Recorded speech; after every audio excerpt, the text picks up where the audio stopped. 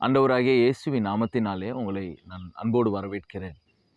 ஆண்டவருக்காக ஏதாவது செய்யணுங்கிற ஒரு வைராக்கியம் நமக்குள்ள இருக்கும். ஆனா எப்படி ஆண்டவர் நம்ம பயன்படுத்த போறார் அப்படிங்கிறது பார்க்கும்போது ரொம்ப வினோதமா இருக்கும். தாவீது கோலியாத்தோட சண்டை போடுவதற்கு போம்போது, ஆரு தாவீது ஒரு வைராக்கியத்தோடு போனாரு. ஆனா அவருக்கு எதிர்ப்பு அவர்களுடைய அண்ணன்மார்களிடத்தில் தான். அண்ணன்கள் சொன்னாங்க தாவீதுக்கு, அந்த கொஞ்ச ஆட்ட நீ விட்டுட்டு இங்க எதுக்கு வந்த? உன்னுடைய இருதயத்தின் துணிகரத்தை நாங்க பார்க்கிறோம். நீ இங்க எதுக்கு வந்த? நீ வீட்டுக்கு போ அப்படின்னு சொல்லிட்டு அவங்க அண்ணன் ஆ தாவீத ரொம்ப திட்டுனாரு.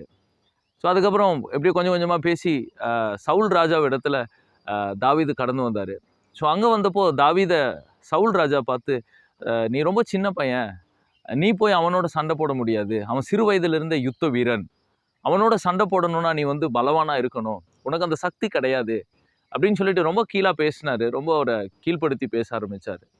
ஸோ அதையும் அவருக்குள்ள ஒரு ஒரு ஒரு மன கஷ்டத்தை கொடுக்குற மாதிரி தான் சவுல் ராஜா பேசினாரு. அதையும் மீறி அவருக்கு அந்த இராணுவ உடையெல்லாம் போட்டதுக்கு அப்புறம் கூட அதெல்லாம் அவருக்கு செட் ஆகல. அவர் போட்டுட்டு அதனால நடக்க முடியல. அப்புறம் அதையெல்லாம் கழட்டி வச்சுட்டு நேராக கோலியாத்துக்கு முன்னாடி போய் நிற்கிறாரு.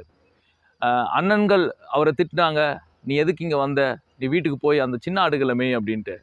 அதே சமயத்தில் சவுல் ராஜாவும் அவரை நீ சின்ன பையன்னு சொல்லி கீழே பேசினாரு. அதுக்கப்புறம் இப்போ கோலியாத்துக்கு முன்னாடி வந்தப்போ கோலியாத் அவரை பார்த்து சொன்னாரு, நான் என்ன நாயா? நீ தடி எடுத்துட்டு என்கிட்ட வந்திருக்க. இன்னைக்கு உன்னுடைய மாமிசத்தை நான் வெட்டி அதை ஆகாய பறவைகளுக்கு நான் போட போறேன்னு சொல்லிட்டு வாயின் வார்த்தைகளினால காயப்படுத்தினாரு. ஸோ தாவீதோட இருதயத்துல ஆண்டவர் ஒரு சூழ்நிலையை உருவாக்கி கொடுத்துருக்காரு. இதை நான் பயன்படுத்தணும்னு சொல்லி வந்தப்போ எதிர்ப்புகள் பல விதத்துல வந்துச்சு. அவருடைய குடும்பத்திலிருந்து வந்துச்சு, ராஜாக்கள் இடத்துல இருந்து வந்துச்சு. அதே கடைசியில பாத்தீங்க அப்படின்னா கோலியாத்து அவருடைய மனசு நோகும்படி பேசினார். ஸோ ஒரு ஒரு ரொம்ப மன ரீதியா பாதிக்கும்படியாக வார்த்தைகளை பேசி பயங்கரமா காயப்படுத்துற அளவுக்கு ஆச்சு.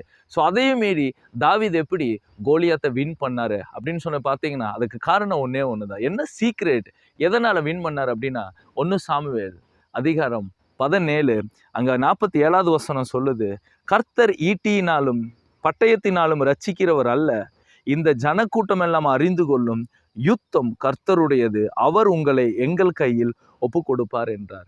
என்ன சீக்ரெட்? கோலியாத்தை வீழ்த்துவதற்கு தாவூதுக்கு இருந்த சீக்ரெட் என்ன அப்படின்னா, தாவூத் தேவனை நம்பினவரும் அதே சமயத்துல தேவனுடைய வார்த்தையை விசுவாசிக்கிறமா இருந்தாரு. ஏன்னா தாவீது சொல்றாரு, யுத்தம் கர்த்தருடையது. நீ எப்படிப்பட்ட மனுஷனாக இருந்தாலும், யாரு எனக்கு சப்போர்ட் பண்ணலனாலும் சரி, எனக்கு தெரியும் ஆண்டவர் இந்த சூழ்நிலையை உருவாக்கி கொடுத்துருக்காரு. இது யுத்தம், இது கர்த்தருடைய யுத்தம். இது ஈட்டினாலேயோ பட்டையினாலேயோ உன்னை நான் வின் பண்ண போறது கிடையாது. இது கர்த்தர் உண்டு பண்ணின ஒரு யுத்தம். இதுல நான் உன்னை ஜெயிப்பது அவசியம். இது உறுதி. காரணம், ஆண்டவரை நீங்க அனுப்பிச்சிருக்காரு.